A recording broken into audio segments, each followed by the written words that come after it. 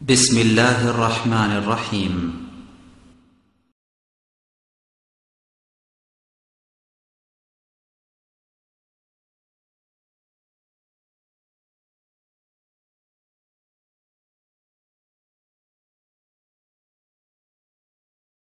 الحمد لله نحمده ونستعينه ونستغفره ونؤمن به ونتوكل عليه ونعوذ بالله من شرور أنفسنا ومن سيئات أعمالنا من يهده الله فلا مضل له ومن يضلل فلا هادي له وأشهد أن لا إله إلا الله وحده لا شريك له وأشهد أن محمدا عبده ورسوله صلى الله عليه وسلم الذي أرسله بالحق بشيرا ونذيرا وداعيا إلى الله بإذنه وسراجا منيرا أما بعد فإن خير الحديث كتاب الله وخير الهدي هدي محمد صلى الله عليه وسلم وشر الأمور محدثاتها وكل محدثة بدعة وكل بدعة ضلالة وكل ضلالة في النار. أما بعد فقد قال الله تبارك وتعالى في الكلام المجيد والفرقان الحميد بعد أعوذ بالله من الشيطان الرجيم يا أيها الذين آمنوا اتقوا الله حق تقاته ولا تموتن إلا وأنتم مسلمون يا أيها الناس اتقوا ربكم الذي خلقكم من نفس واحدة وخلق منها زوجها وبث منهما رجالا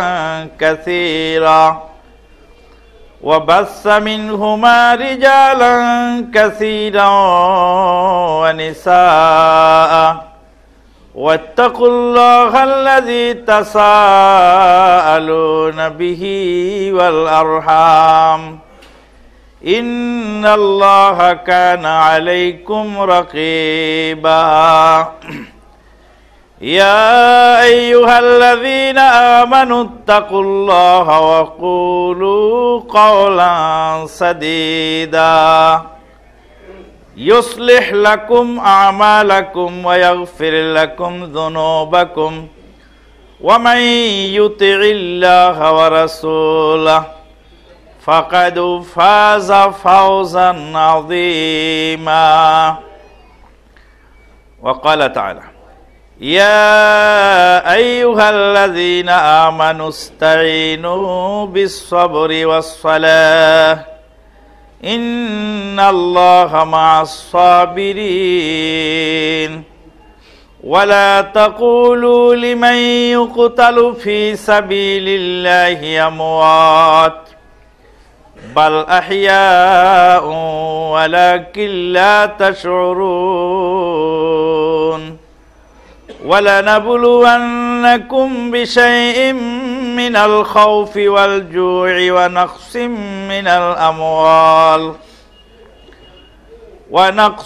من الأموال والأنفس والثمرات وبشر الصابرين الذين إذا أصابتهم مصيبة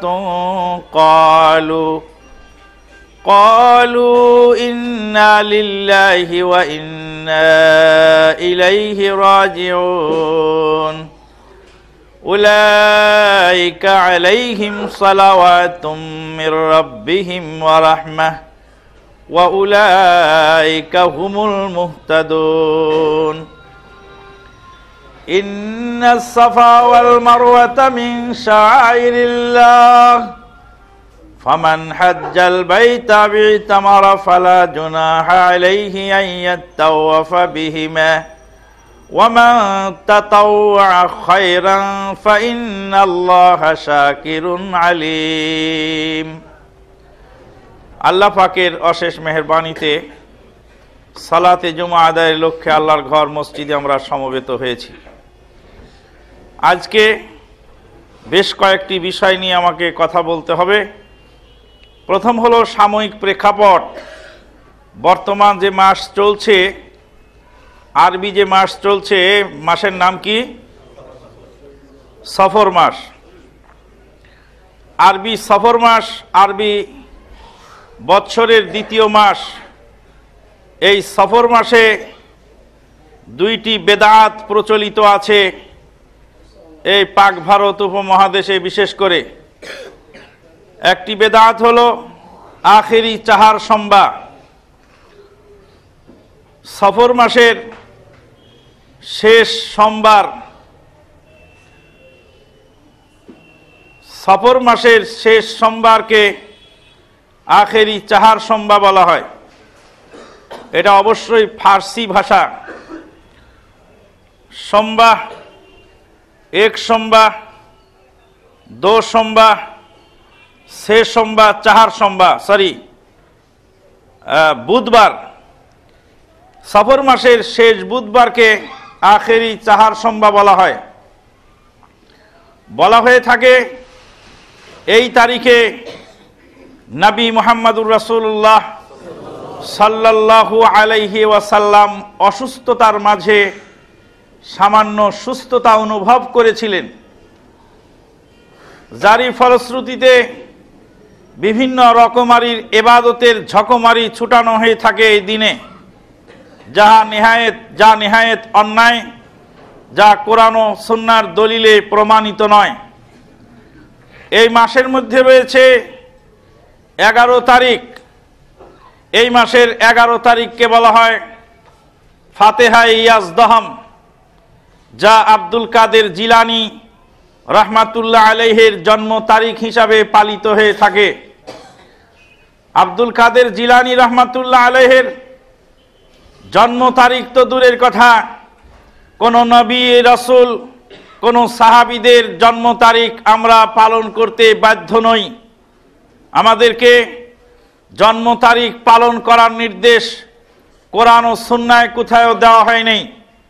জন্মবার্ষিকী, মৃত্যুবার্ষিকী যদি ইসলামে বৈধ থাকতো, তাহলে নবী মুহাম্মদুর রাসূলুল্লাহ সাল্লাল্লাহু আলাইহি ওয়াসাল্লাম তিরোধানের পূর্ব মুহূর্তে প্রায় 2 লক্ষ সাহাবী দুনিয়াতে রেখে গেলেন। প্রত্যেক সাহাবীর যদি জন্ম তারিখ আর মৃত্যু তারিখ পালন করতে লাগি, তাহলে বছরে 365 জন সাহাবীর জন্ম তারিখ পালন করা আমাদের পক্ষে সম্ভব হবে। 2 লক্ষ সাহাবীর জন্ম তারিখ পালন করে শেষ করতে কত বছর লাগবে, এটা একটা ভাববার বিষয়। 1,24,000 পয়গম্বর দুনিয়াতে এসেছিলেন। 1,24,000 পয়গম্বর দুনিয়াতে এসেছিলেন। এই যে লক্ষাধিক পয়গম্বরের জন্ম তারিখ যদি আমরা পালন করতে যাই, তাহলে কত বছর লাগবে আমাদের সেই তারিখ পালন করতে। তাই তো মুসলিম জাতি কাজ ছেড়ে দিয়ে কোনোদিন হাসতে থাকবে আর কোনোদিন কাঁদতে থাকবে, কোনোদিন শোক দিবস আর কোনোদিন আনন্দের দিবস। ইসলামী শরীয়ত এগুলি আমাদেরকে পালন করতে বলে নাই। নবী মুহাম্মদুর রাসূলুল্লাহ সাল্লাল্লাহু আলাইহি ওয়াসাল্লাম যেই তারিখে নবুয়ত লাভ করলেন, যেই রাতে, সেই রাতের নাম হলো লাইলাতুল কদর। লাইলাতুল কদরে আল্লাহ পাক তার নবীকে নবুয়ত দান করেছিলেন।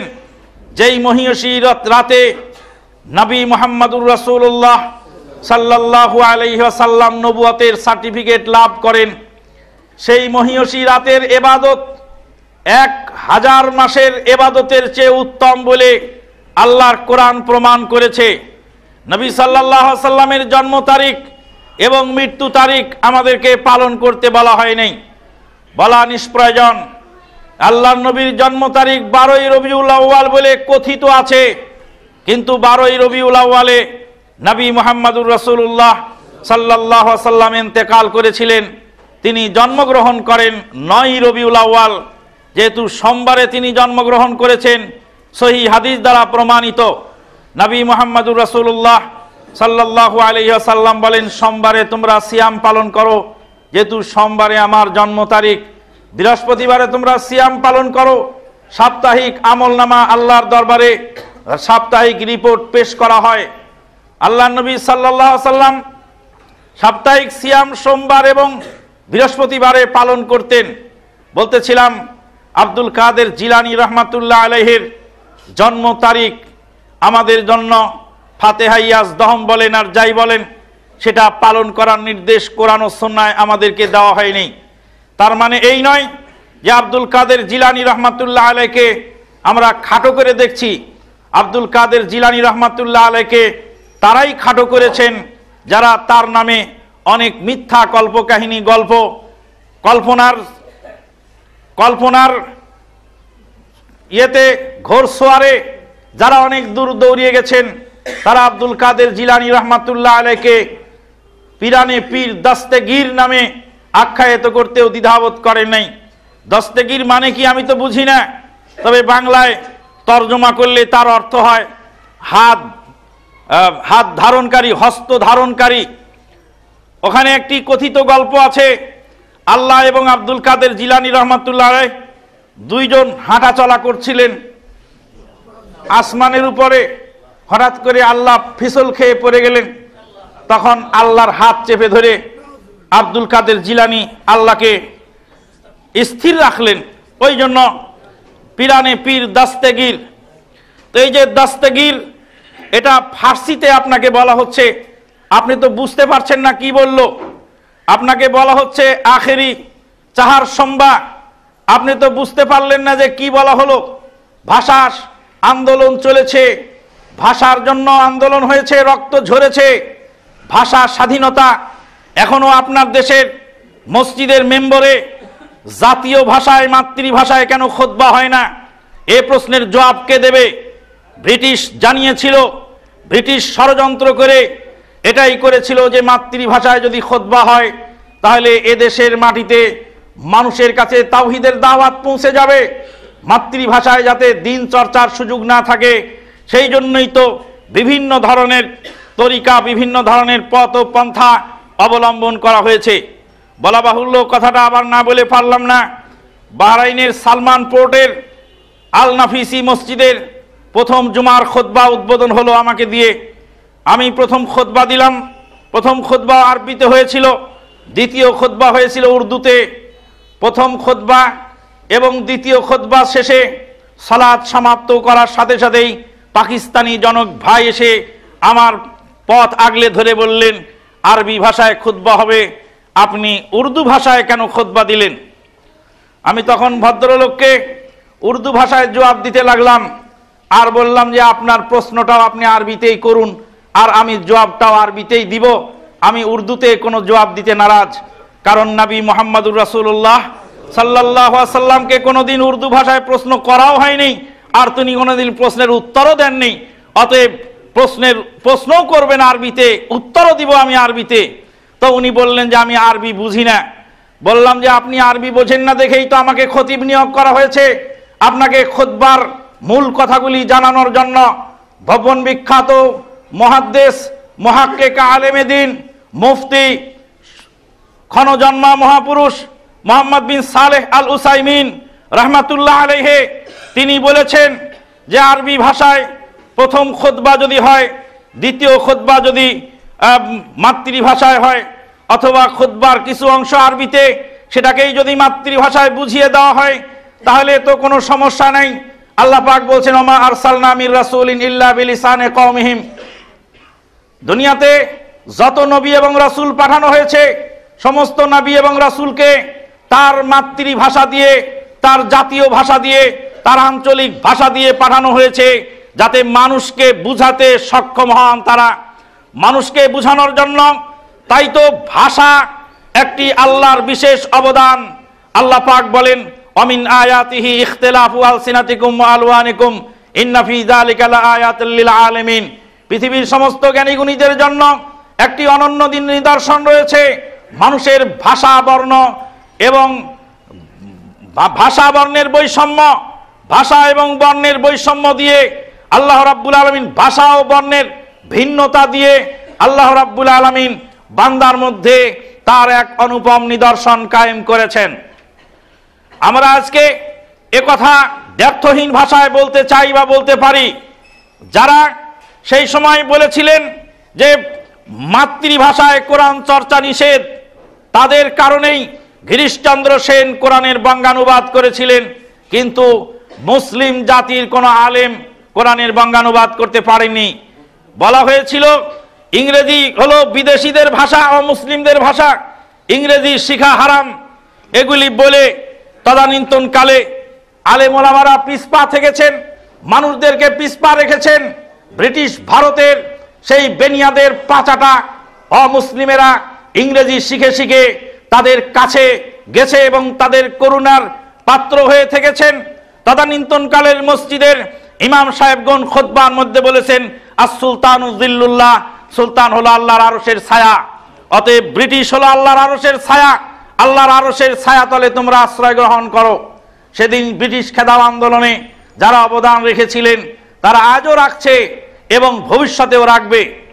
যাই হোক, প্রসঙ্গক্রমে অনেক দূর চলে গেলাম। আখিরি সাহার সম্বা, সম্বাহ এক সম্বাহ, দো সম্বাহ, সে সম্বাহ, চাহার সম্বাহ, জুমেরাত, জুমা, শনিচর, এতওয়ার, পীর, মঙ্গল, বুধ, জুমেরাত, জুমা, জুমা, Saturday, Sunday, Monday, Tuesday, Wednesday, Thursday, Friday. এই যে দিনগুলির নাম আরবিতে বলা হলো ইয়ামুস সাবত, ইয়ামুল আহাদ, ইয়ামুল ইসনাইন, ইয়ামুল সুলাসা, ইয়ামুল আরবিয়া, ইয়ামুল খামিস, ইয়ামুল জুমআ। আরবিতে দিনের নাম আছে, ইংরেজিতে দিনের নাম আছে, ফার্সিতে দিনের নাম আছে। আরবি ইংরেজি কোনো নাম চয়ন না করে ফার্সি ভাষায় যখন চাহার সম্বা বলা হলো, তখন বোঝা গেল যে এটা অবশ্যই পারস্য থেকে এসেছে। পারস্য থেকে এই বেদাতের আবিষ্কার হয়েছে। ফাতেহা ইয়াজদহম, ইয়াজদহম, দোয়াজদহম, সেয়াজদহম, চাহারদহম, ইয়াজদহম, দোয়াজদহম। ইয়াজদহমের বাংলা অনুবাদ করলে হবে একাদশী। আপনাকে যদি বলা হয় একাদশীর ফাতেহা, আপনি বলবেন সুবহানাল্লাহ, আবার কি বলে? একাদশীর ফাতেহা কি? একাদশীর পূজা পার্বণ তো হিন্দুরা করে। দ্বাদশী, ত্রয়োদশী, এই যে পৌষ মাস চলছে, পৌষ মাসের শেষে পুশুরি হবে, চৈত্র সংক্রান্তি হবে, আরো কত কিছু হবে। আপনার সন্তানেরা চলে যাচ্ছে সেই সমস্ত পথে, আমরা তার ইতিহাস এবং খোঁজ খবর আমরা রাখি না। বলছিলাম সাময়িক প্রেক্ষাপটকে কেন্দ্র করে এই দুইটা বিষয় আমাদেরকে সজাগ থাকতে হবে যে আখেরি চাহার সম্বার সাথে ইসলামী শরীয়তের কোনো ইবাদত রিলেটেড নয়, সম্পৃক্ততা তার মধ্যে নাই, আর ফাতেহা ইয়াজদহমের সাথেও নাই। আল্লাহ রাব্বুল আলামিনের শান ও মানকে খাটো করে আব্দুল কাদের জিলানী রহমাতুল্লাহ আলাইকে বড় করার মধ্যে কোনো কৃতিত্ব নাই। আব্দুল কাদের জিলানী রহমাতুল্লাহ আলাইহি অবশ্যই একজন হক্কানি আলেম ছিলেন, তবে তার শুরু জীবন এক রকমের ছিল আর শেষ জীবন আর এক রকমের হয়েছে। জীবনের অনেক ভুল ভ্রান্তি মাসলার জন্য তিনি শেষ জীবনে তওবা ইস্তেগফার করেছেন। আপনি যে আব্দুল কাদের জিলানীকে নিয়ে এত কথা বলছেন, আপনি আব্দুল কাদের জিলানী রহমাতুল্লাহ আলাইহি গুনিয়াতুত তালেবিন কিতাবখানা খুলে দেখুন। আপনাকে তো উনি মুরজিয়ার খাতায় উনি আপনাকে লিস্টেড করেছেন, আপনাকে তো মুরজিয়া বানিয়ে ছেড়েছেন। তা আপনাকে যিনি মুরজিয়া বানিয়েছেন তার সম্পর্কে আপনার এত মন্তব্য কেন? ভালো যদি বেঁচে থাকি আমরা আব্দুল কাদের জিলানীকে ভালোবাসি, আব্দুল কাদের জিলানী রহমাতুল্লাহ আলাইহিকে ভালোবাসি, তবে সাহাবীদের চেয়ে বেশি নয়। সাহাবীদের চেয়ে বেশি ভালো আমরা বাসি না, সাহাবীদের সমপর্যায়ে নয়। আব্দুল কাদের জিলানী রহমাতুল্লাহ আলাইহির ভালোবাসা তার জায়গাতে আছে, সাহাবায়ে কেরামদের ভালোবাসা তাদের জায়গায় রয়েছে। বন্ধুগণ, বলতেছিলাম এরপরে আবার ফিরে আসি আমরা সাময়িক প্রেক্ষাপটে বর্তমান গত জুমার খুতবার সাথে আবার রিলেটেড কিছু কথা আজকে আবার নতুন করে আপনারা শুনে যান। দুইটা পথ রয়েছে, দুইটা পদ্ধতি রয়েছে। একজন মানুষ যখন নির্যাতিত হচ্ছে, নির্যাতিত হওয়ার সময় তার দুইটা পথ আছে, একটা হলো প্রোটেকশন, একটা হলো অ্যাকশন। আপনি আমাকে মারবেন আর আমি খালি নীরবে সহ্য করে যাব, এটা তো হতে পারে না। এটার প্রতিবাদ করতে হবে, প্রোটেকশন আপনার প্রতিরোধ গড়ে তুলতে হবে। আর একটা আছে সবর। সবর মানে ধৈর্য ধারণ করা। তাহলে দুইটা কর্মসূচির আপনি কোনটা গ্রহণ করবেন এটা চয়ন করতে যখন আপনার ভুল হয়ে গেল, তখন আপনার আমও গেল, সালাও গেল। ডাকাত এসেছে, সশস্ত্র ডাকাত, ৩-৪ জন একসাথে আপনাকে ঘিরেছে। আপনি দেন আর না দেন, ইচ্ছা অনিচ্ছা আপনার পয়সা মোবাইল যা আছে সব নিয়েই ছাড়বে। আপনি যদি জিন্দা থাকতে না দেন তো আপনাকে জবাই করে সে নিবে। আপনি যদি বুদ্ধিমান লোক হয়ে থাকেন, তাড়াতাড়ি খুব দ্রুত গতিতে টাকা পয়সা যা ছিল বের করে দিয়ে বলেন, ভাইজান আমাকে মারিস না, তোর আল্লাহর দোহাই লাগে, তুই আমাকে মারিস না, তোর টাকা পয়সা মোবাইল যা লাগে তুই নিয়ে চলে যা, তুই আমারে মারিস না, তোর কাছে অনুরোধ, আমি মার দেখে খুব ভয় পাই দাদা, তুই এই টাকা পয়সা যা লাগে সব নিয়ে চলে যা। একদিন আমাকেও ধরেছিল এক ডাকাত, ধরার পরে 6,500 টাকা পকেটে ছিল। টাকাগুলি সব দিয়ে দিলাম, বললাম টাকা নিয়ে চলে যাও, আমার গায়ে হাত তুলো না। ওরা টাকা নিয়ে যাওয়ার সময় টাকা গুনে দেখলো 6,500, 500 টাকা আবার ঘুরে দিল। ঘুরে দিয়ে বললো যে এটা রাখেন, এটা আপনার কাজে লাগবে। আপনার ওদের সাথে আমি ভালো ব্যবহার করলাম, ওরা আমার সাথে ভালো ব্যবহার করলো। হাল জাযাউল ইহসান ইল্লাল ইহসান। মোবাইলটা আমার নিয়েছিল, মোবাইলটা ফেরত দিল। ফেরত দিয়ে বললো মোবাইল ছাড়া তো আপনি চলতে পারবেন না, আপনার এই পুরাতন মোবাইল না হয় আমরা 200-500 টাকা বিক্রি করবো, ওটা আমার দরকার নেই। টাকা কয়টা পাইছি আলহামদুলিল্লাহ যথেষ্ট, আর এই 500 টাকা আপনি নিয়ে যান, এটা আপনার গাড়ির খরচ। টাকাটা নিয়ে চলে গেল ওরা। ওরা আমার গায়ে হাত তোলে নেই, আঁচড় কাটে নেই। আমি যদি টাকা দিতে অস্বীকৃতি জানাতাম, জোর খাটাতাম, শক্তি প্রয়োগ করতাম, তাহলে অবশ্যই আমাকে হত্যা করে হলেও তারা টাকা মোবাইল ছিনিয়ে হাতিয়ে নিয়ে চলে যেত। তাহলে পরিস্থিতি মূল্যায়ন আপনি করবেন। কিন্তু যে এসেছে সে যদি আমার চেয়ে দুর্বল হয় আর আমি যদি সবল হয়ে থাকি, তাহলে তো অবশ্যই আমি এত সহজে আমার অর্থ সম্পদ সেখানে দিয়ে দিব না, সেখানে আমি শক্তি প্রয়োগ করব। আমাকে মূল্যায়ন করতে হবে যে আমার পথ আগলে ধরেছে, যে আমাকে ব্যারিকেড দিয়েছে, তার অবস্থান কতটুকু, তার শরীরের শক্তি কতটুকু, সেই অবস্থায় আমাকে আমার পরিস্থিতি মূল্যায়ন করতে হবে। যখন আপনার শক্তি আছে তখন আপনি প্রতিরোধ গড়ে তুলবেন, প্রতিবাদ জানাবেন। আর যদি শক্তি না থাকে তখন আপনি সবর করবেন। আমরা একটা পথ অবলম্বন করার পক্ষে সবাই আছি, কিন্তু দ্বিতীয় পথ অবলম্বন করার পক্ষে অনেকেই নাই। নবী মুহাম্মদুর রাসূলুল্লাহ সাল্লাল্লাহু আলাইহি ওয়াসাল্লাম মক্কার অলিগলিতে হেঁটে বেড়াচ্ছেন। হাঁটতে হাঁটতে দেখছেন একটি পরিবারের উপরে নির্মম অত্যাচার চালানো হচ্ছে। পরিবারের নাম ইয়াসির পরিবার। ইয়াসির রাদিয়াল্লাহু তাআলা আনহু জলিলুল কদর সাহাবী, তার স্ত্রী সুমাইয়া রাদিয়াল্লাহু তাআলা আনহা এবং তার ছেলে আম্মার বিন ইয়াসির রাদিয়াল্লাহু তাআলা আনহু। আম্মার বিন ইয়াসির রাদিয়াল্লাহু তাআলা আনহুকে নির্মমভাবে অত্যাচার করা হচ্ছে। ইয়াসির রাদিয়াল্লাহু তাআলা আনহুকে 2 উটের সাথে তার পা বেঁধে দিয়ে 2 দিকে উট চালিয়ে দেওয়া হলো, আর বলা হলো তুই বাপ দাদার ধর্মে ফিরবি কিনা বল। সুমাইয়া রাদিয়াল্লাহু তাআলা আনহাকে নির্মমভাবে হত্যা করার পরিকল্পনা চলছে, চেষ্টা চলছে। আম্মার রাদিয়াল্লাহু তাআলা আনহুকে মেরে পিটে জগদ্দল পাথর বুকের উপরে চাপিয়ে চিৎ করে শুইয়ে রাখা হয়েছে, আর বলছে তোর পরিণতি বড় ভয়াবহ, বাপ দাদার ধর্মে ফিরে আয়। সাইয়্যিদুল মুরসালিন নবী মুহাম্মদুর রাসূলুল্লাহ সাল্লাল্লাহু আলাইহি ওয়াসাল্লাম ও পথ দিয়ে যাচ্ছিলেন। আল্লাহর নবী ও পথ দিয়ে যাচ্ছিলেন।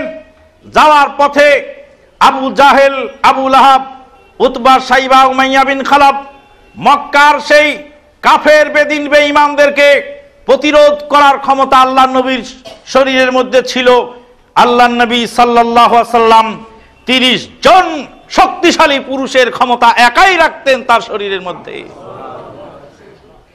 আবু জাহেল, আবু লাহাব, উতবা, সাইবা আল্লাহর নবীর কাছে কিছু নয়, অথচ নবী মুহাম্মদুর রাসূলুল্লাহ সাল্লাল্লাহু আলাইহি ওয়াসাল্লাম বললেন, সাবরান আলা ইয়াসির আলা রিজকিকুম ফা ইন্না মাওইদাকুমুল জান্নাহ। হে ইয়াসিরের পরিবার, তোমরা সবুর করো, তোমরা সবুর করো, তোমাদের জন্য জান্নাতের ওয়াদা রয়েছে। নবী মুহাম্মদুর রাসূলুল্লাহ সাল্লাল্লাহু আলাইহি ওয়াসাল্লাম সবুরের পরামর্শ দিয়ে, সবুরের কথা বলে, ধৈর্যের পরামর্শ দিয়ে, ধৈর্যের কথা বলে, ধৈর্য ধারণ করার নসিহত করে সেখান থেকে তিনি প্রস্থান করলেন। এবার পরিস্থিতি মূল্যায়ন করুন। আল্লাহর নবী সাল্লাল্লাহু আলাইহি ওয়াসাল্লাম প্রতিবাদ করেননি, আল্লাহর নবী সাল্লাল্লাহু আলাইহি ওয়াসাল্লাম প্রতিরোধ গড়ে তোলেননি, সবুর করার কথা বললেন। কেন বললেন সবুর করার কথা? তখনও জিহাদ করার অনুমতি আসে নাই, তখনও জিহাদ ফরজ হয় নাই। তাই তো আল্লাহর নবী সবুর করার কথা বলে গেলেন। জিহাদ কার উপরে ফরজ হয়, কার উপরে গরজ হয়?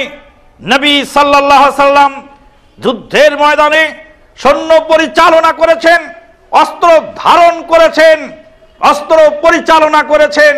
আর সেই নবী মুহাম্মদুর রাসূলুল্লাহ সাল্লাল্লাহু আলাইহি ওয়াসাল্লাম হিজরতের রাতে আবার গর্তে আত্মগোপন করেছেন। এক নবীর দুই আচরণ, নবীর ভিতরে বিভিন্ন সময় বিভিন্ন আচরণ। এক সময় নবী রেগে গেলেন, আর এক সময় নবী ঠান্ডা থাকলেন। নবীর গলায় ইহুদি গামছা লাগায় টানছে, আর নবী তখনও হাসছেন আর বলছেন, এরকম করে কেন? টাকা চাওয়ার দরকার, একটু ভদ্রতার সাথে চাও। আল্লাহ নবীর সামনে এক লোক একসাথে 3 তালাক দিলেন, নবী রেগে লাল হয়ে গেলেন আর বলতেন, তালাবু বিকিতাবিল্লাহি ওয়া আনা বাইনা আযহুরিকুম, আল্লাহর কিতাব নিয়ে তোমরা সিনিমিনি খেলবে, আমার জীবদ্দশা এটা আবার কেমন করে হয়? মুহাদ্দিসিনে কেরামগণ দুই হাদিসকে দুই ভাবে ব্যাখ্যা করছেন। এক জায়গায় অপরাধ করেছেন একজন মুসলিম, আর এক জায়গায় অপরাধ করেছেন একজন অমুসলিম। অপরাধ যখন অমুসলিম করেছেন, আল্লাহর নবী তখন তাকে মাফ করে দিয়েছেন। এক জায়গায় অপরাধ করেছেন, সে তার অপরাধ ছিল আল্লাহর নবীর ব্যক্তিগত জীবনের উপরে। আল্লাহর নবীর গলায় গামছা লাগিয়ে টানছে আর বলছে, টাকা দাও না কেন, টাকা দাও না কেন? গলায় গামছা লাগিয়ে টানছে, আল্লাহর নবীর গলায় গামছা লাগিয়ে টানা হেঁচড়া করছে। এটা নবী সাল্লাল্লাহু আলাইহি ওয়াসাল্লামের ব্যক্তি জীবনের উপরে আক্রমণ। আর যখন একসাথে 3 তালাক দিয়েছেন, ওটা শরীয়তের উপরে আক্রমণ, কোরআন সুন্নাহর উপরে আক্রমণ। নবী সাল্লাল্লাহু আলাইহি ওয়াসাল্লাম ওমরে ফারুক রাদিয়াল্লাহু তাআলা আনহুকে দেখলেন তাওরাতের ছিঁড়া পাতা পড়ছেন আর আনন্দ উল্লাস করছেন, আর মনের মধ্যে বহুত আনন্দ। নবী মুহাম্মদুর রাসূলুল্লাহ সাল্লাল্লাহু আলাইহি ওয়াসাল্লাম রেগে গেলেন, রেগে গিয়ে বললেন, হে উমর, তুমি শোনো, এই তাওরাত যার উপরে নাজিল হয়েছিল, তিনি যদি আজকে দুনিয়াতে ফেরত আসতেন, তাহলে আমার আনুগত্য করা ছাড়া তার কোনো উপায় ছিল না। তুমি আমার সামনে তাওরাত পড়ো কেন? ওখানে আল্লাহর নবীর ব্যক্তি চরিত্রের উপর নয়, আল্লাহর নবীর ব্যক্তিগত জীবনের উপর নয়, ওখানে আল্লাহর কালামকে খাটো করে মানসুখ হওয়া তাওরাতকে প্রাধান্য দেওয়া হয়েছে। আল্লাহর কালামের অবমাননা করার কারণে নবী মুহাম্মদুর রাসূলুল্লাহ সাল্লাল্লাহু আলাইহি ওয়াসাল্লাম রেগে গেলেন। আল্লাহর নবী সাল্লাল্লাহু আলাইহি ওয়াসাল্লাম কখন কোন কাজ করেছেন? তাই তো জলিলুল কদর সাহাবী আব্দুল্লাহ ইবনে আমর ইবনুল আস রাদিয়াল্লাহু তাআলা আনহু জিজ্ঞেস করলেন, ইয়া রাসূলুল্লাহ সাল্লাল্লাহু আলাইহি ওয়াসাল্লাম, আপনি তো কোন সময় দেখতে পাই আপনি কোন সময় একটু হাসি মুখে থাকেন, কোন সময় একটু রসিকতা করেন, কোন সময় একটু রেগে যান, তো আপনি কখন কোনটা বলেন, কোনটা হাদিস আর কোনটা হাদিস নয়, কোনটা লিখবো আর কোনটা লিখবো নয়, এটা তো আমরা বুঝতে পারি না, তো আমাদেরকে একটু ইঙ্গিত দিলে ভালো হয়।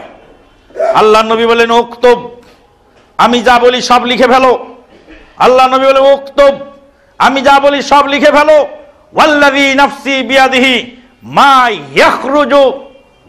মা ইয়াখরুজু মিনহু ইল্লাল হক। ওই আল্লাহর কসম, আমার এই মুখ থেকে যা বের হয় সব হক ছাড়া না হক কথা কোনোদিন বের হয় না।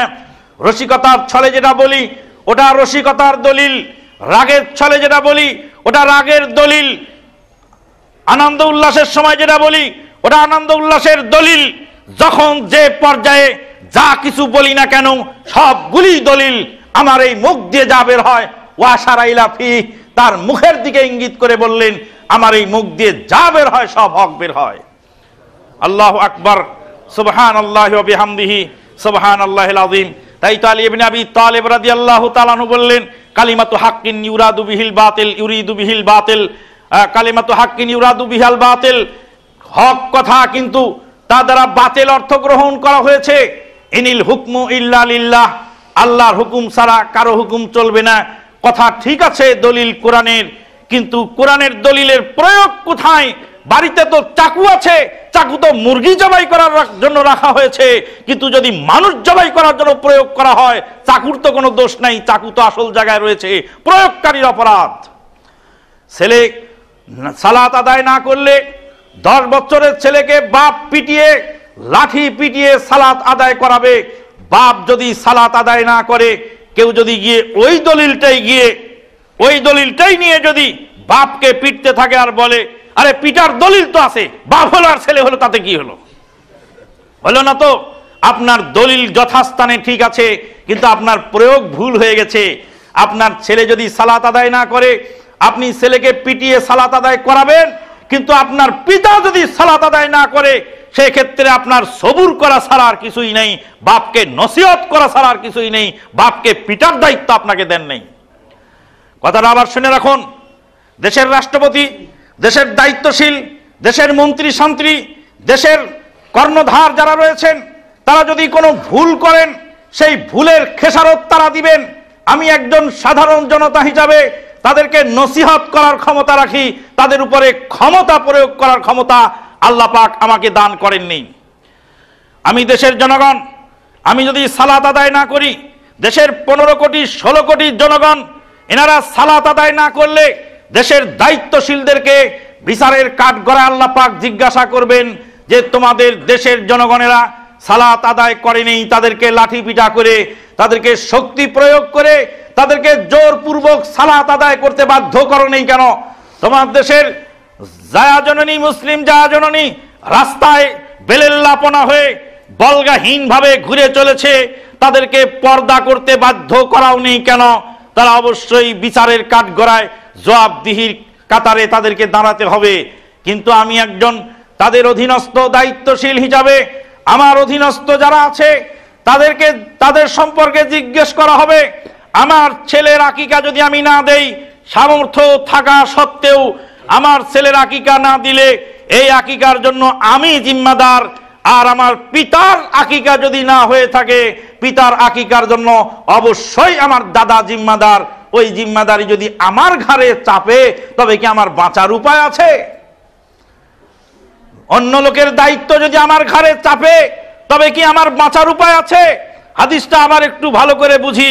আল্লাহর নবী সাল্লাল্লাহু আলাইহি ওয়াসাল্লাম বলেছেন আলা কুল্লুকুম রাইন ওয়া কুল্লুকুম মাসউলুন আন রাইয়াতিহি, তোমরা প্রত্যেকেই দায়িত্বশীল, প্রত্যেকেই দায়িত্ব সম্পর্কে জিজ্ঞাসিত হবে, প্রত্যেকের দায়িত্ব সম্পর্কে জিজ্ঞাসিত হবে, প্রত্যেকের আপন আপন দায়িত্ব যতটুকু আছে ততটুকু জিজ্ঞাসিত হবে। একজন মসজিদের ইমাম তার মসজিদের মুসল্লিদের সম্পর্কে জিজ্ঞাসিত হবেন, সেই মসজিদের মুসল্লিদের সালাত যদি ঠিক মতো না হয়। একজন পরিবারের প্রধান পরিবারের অধীনস্থ সদস্যদের সম্পর্কে জিজ্ঞাসিত হবেন। সন্তান যখন বড় হয়ে যায়, সন্তান যখন আলাদা হয়ে যায়, সন্তান যখন সাবালক হয়ে যায়, অবশ্যই বাপের জিম্মাদারি থেকে তখন বেরিয়ে যায়। বাপ যদি তার অধীনস্থ থাকা অবস্থায় তার দায়িত্ব পালন করার পরে পরবর্তীতে যদি দায়িত্ব পালন করতে না পারেন, তাহলে অবশ্যই বাপ বিচারের কাঠগড়ায় ফাঁসবেন না। বাপ তো যথার্থভাবে চেষ্টা করেছেন। আজকে দুঃখজনক হলো সত্য যে আমরা নিজেরা যেটা বুঝে রেখেছি, আমাদের নিজের বুঝ অপরের উপরে চাপিয়ে দেওয়ার জন্য চেষ্টা চালাচ্ছি, যারই ফলশ্রুতিতে সমস্যা হয়ে যাচ্ছে। বক্তৃতা হচ্ছে, কথা হচ্ছে, কোরআন হাদিসের আলোচনা হচ্ছে, পাশ থেকে আবার সাইড টকিং করছেন, আর একজন বলছে ওই ভালো করে বলেন, হক কথা বলেন, ও মৌলভী সাহেব ঠিক করে হাদিস কন।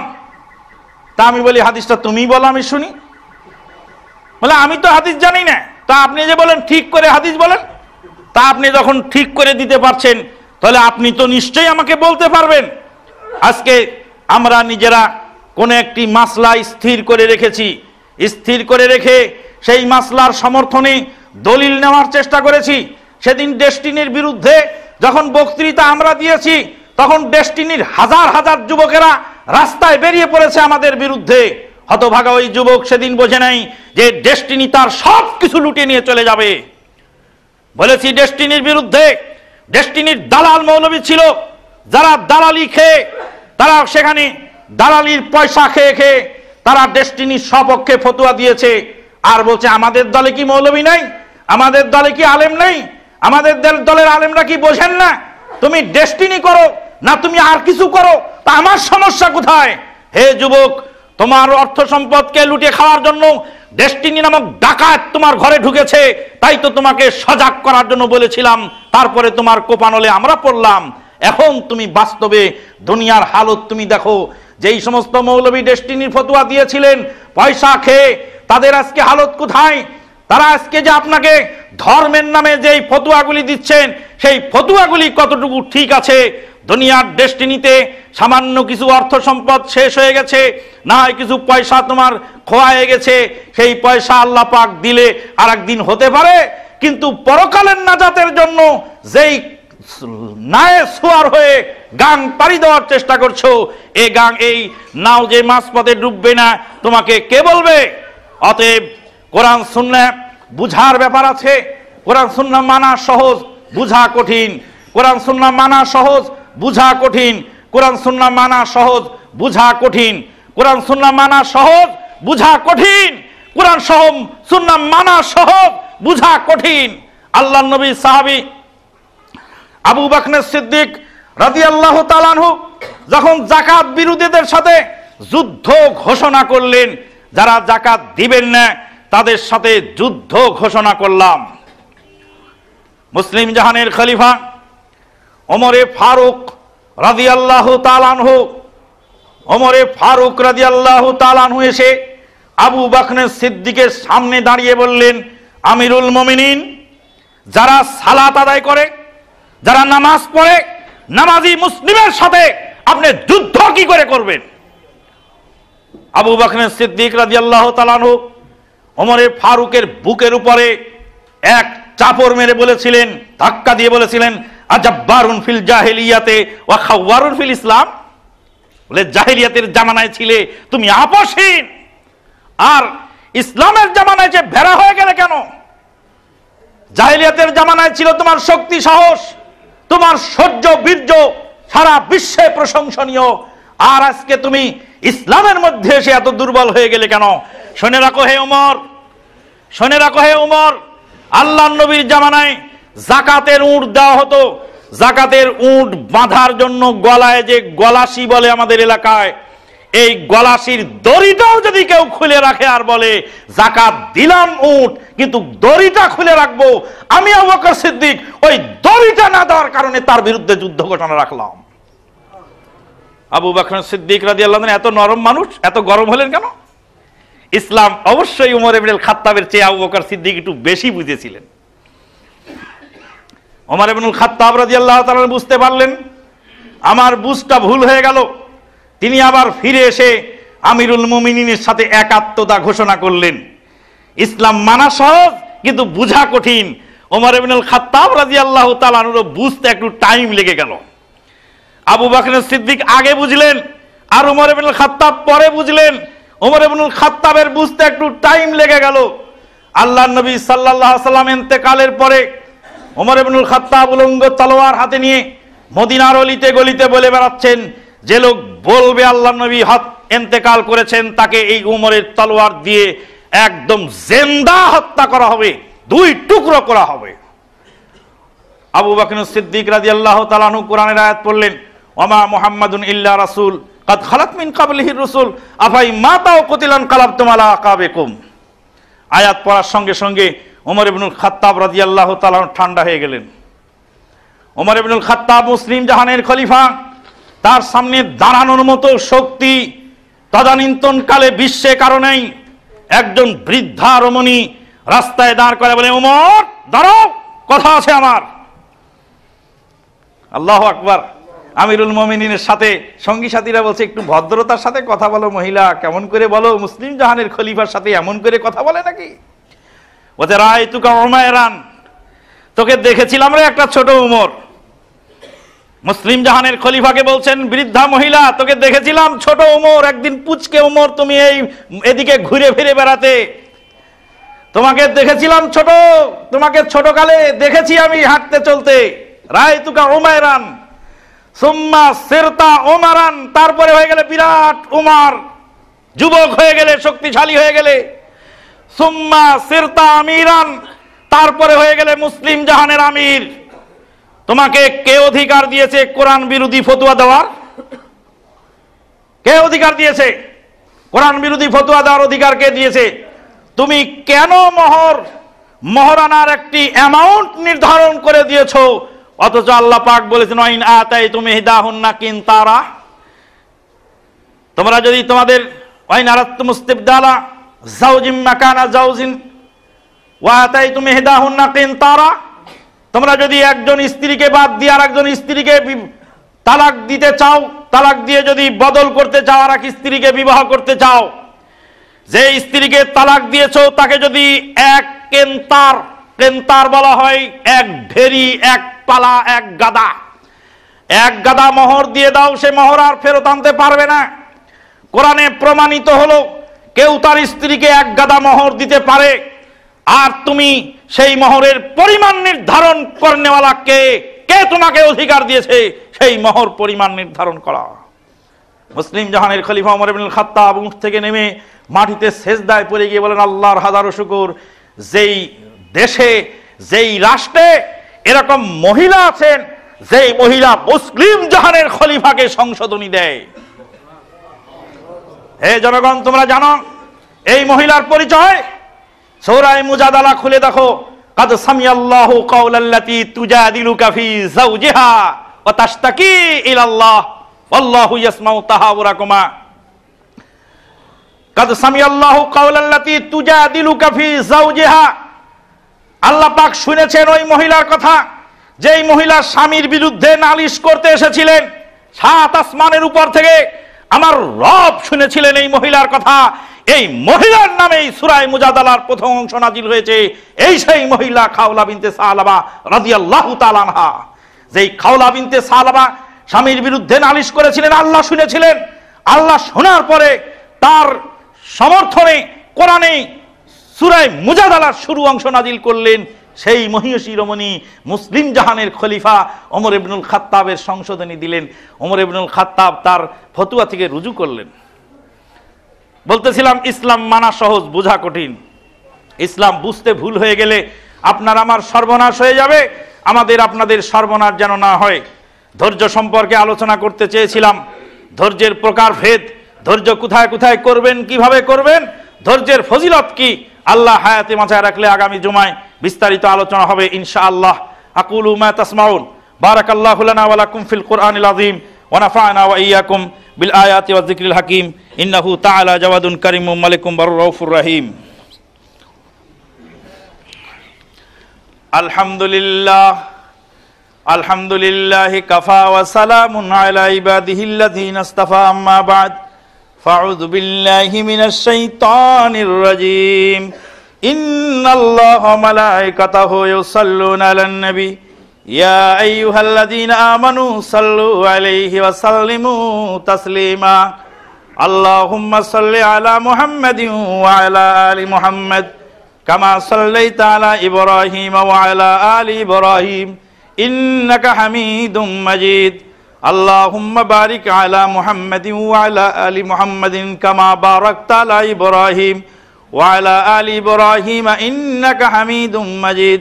ওয়া সাল্লি আলা সাইরিল আমবিয়া ওয়াল মুরসালিন ওয়া আলাল মালাইকাতিল মুকাররাবিন ওয়া আলা ইবাদিল্লাহিস সালিহিন, খুসুসান আলাল খুলাফায়ে রাশিদিন আল মাহদিন ওয়া আলা জামিস সাহাবাতি ওয়াল আনসারি ওয়াল মুহাজিরিন ওয়া আলাত তাবিঈন আজ জাহিদিন আর রাশিদিন বিরহমাতিকা ইয়া আরহামার রাহিমিন।